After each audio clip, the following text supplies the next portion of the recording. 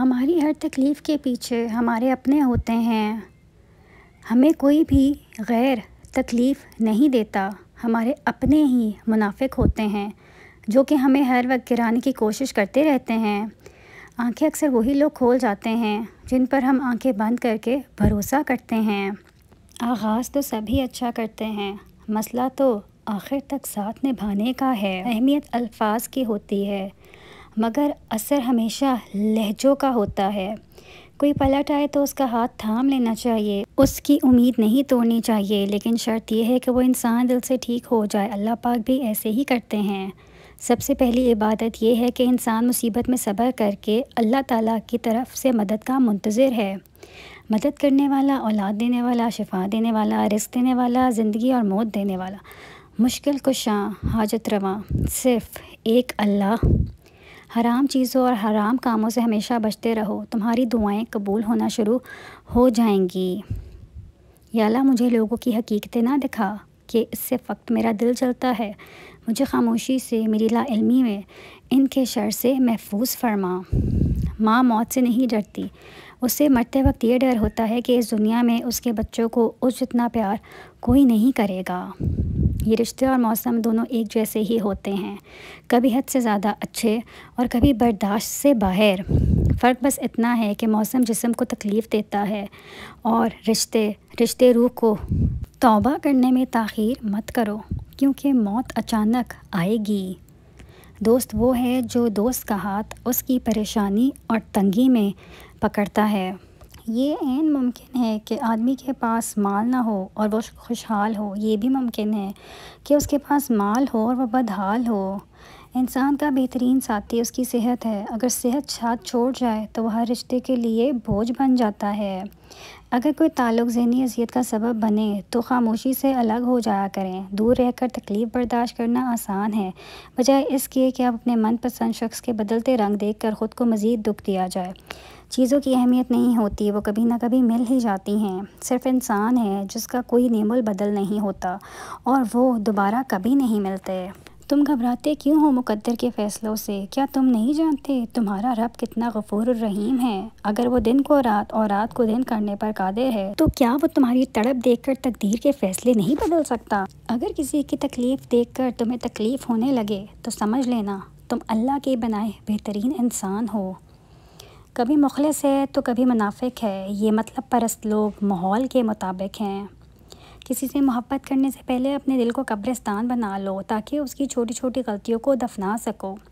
مرد دنیا کی ایک بہت پیاری چیز ہے جو جوانی سے بڑھاپے تک اپنی زندگی دوسروں کے لیے جیتا ہے۔ ماں باپ سے لے کر اولاد تک سب کی خواہشات کو پورا کرنے کے لیے اپنی خواہشات بھی مار دیتا ہے، ہزاروں پریشانیاں اپنے سر پر سوار رکھتا ہے اور اپنے گھر والوں کو خبر تک نہیں ہونے دیتا۔ احساس کیجیے اور مرد ذات کو سمجھنے کی کوشش بھی۔ اگر لوگ اپنی ضروریات کے وقت ہی آپ کو یاد کرتے ہیں تو برا مت مانیے گا، کیونکہ چراغ کی یاد تب آتی ہے جب اندھیرا ہوتا ہے۔ قابل فخر تو نبھانے والے ہوتے ہیں، چاہنے والوں کی تو قطاریں لگی ہوتی ہیں۔ دیر لگے گی مگر صحیح ہوگا، تمہیں جو چاہیے نا وہی ہوگا۔ دن برے ہیں مگر زندگی تو نہیں، صبر رکھو، یقین کرو، سب اچھا ہوگا۔ عورت تمام مصیبتوں سے تنہا لڑ سکتی ہے اگر اس کا مرد اس کے پیچھے کھڑا ہو۔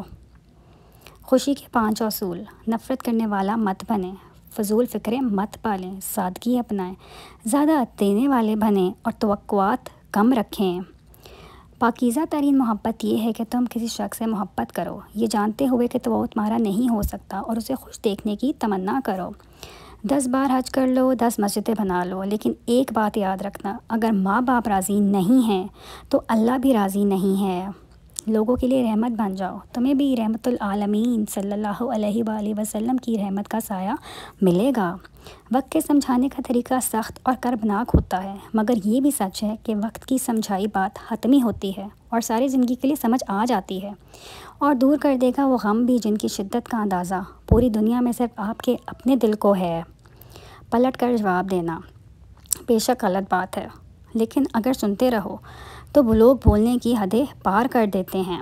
اللہ کے ہر فیصلے پر مطمئن رہیں کیونکہ اللہ وہ نہیں دیتا جو آپ کو اچھا لگتا ہے، بلکہ اللہ وہ دیتا ہے جو آپ کے لیے اچھا ہوتا ہے۔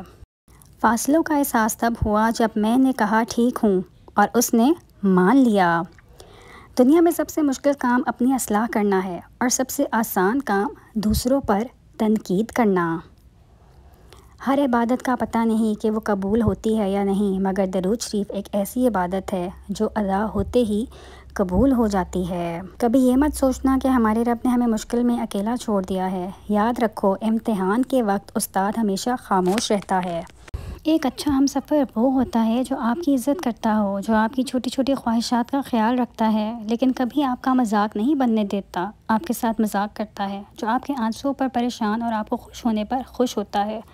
نماز چہرے کا نور ہے اور قرآن دل کا سکون ہے۔ وضو سے شکل، قرآن سے عقل اور نماز سے نسل پاک ہوتی ہے۔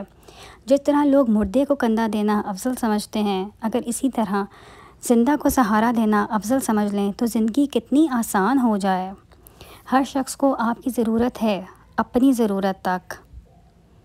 آپ صلی اللہ علیہ وآلہ وسلم نے فرمایا، جمعے کے دن میں ایک گھڑی ایسی ہے کہ کوئی مسلمان اللہ تعالیٰ سے کسی خیر کا سوال کرتے ہوئے اس کی موافقت نہیں کرتا مگر اللہ تعالیٰ اسے وہی خیر عطا کر دیتا ہے۔ فرمایا، یہ ایک چھوٹی سی گھڑی ہے۔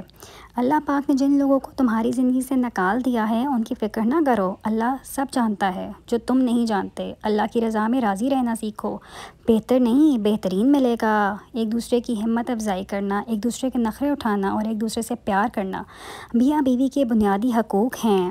ایک عورت کبھی نہیں بھولتی کہ ایک مرد نے اس کے ساتھ اس وقت کیا سلوک کیا جب اسے اس کے تعاون کی سب سے زیادہ ضرورت تھی۔ پر اللہ بھر دیتا ہے وہ زخم بھی جو ہم سمجھتے ہیں کبھی نہیں بھریں گے۔ دوران گفتگو سب سے بڑی غلطی جو ہم کرتے ہیں وہ یہ ہوتی ہے کہ ہم سمجھنے کے لیے نہیں سنتے بلکہ جواب دینے کے لیے سنتے ہیں۔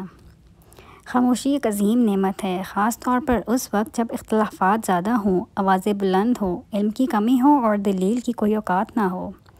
عورت کے بارے میں جو بھی سنتے ہو احتیاط سے سنا کرو، کیونکہ افواہیں یا تو ایسے مرد کی طرف سے آتی ہیں جو اسے رکھنے کے قابل نہ تھا، یا تو ایسی عورت کی طرف سے جو اس کی برابری نہ کر پائی ہو۔ اب ایک جملہ میرے میاں کے نام: حق دے کر مجھے اپنی نایاب محبت کا، تم نے مجھے سب سے حسین بنا رکھا ہے۔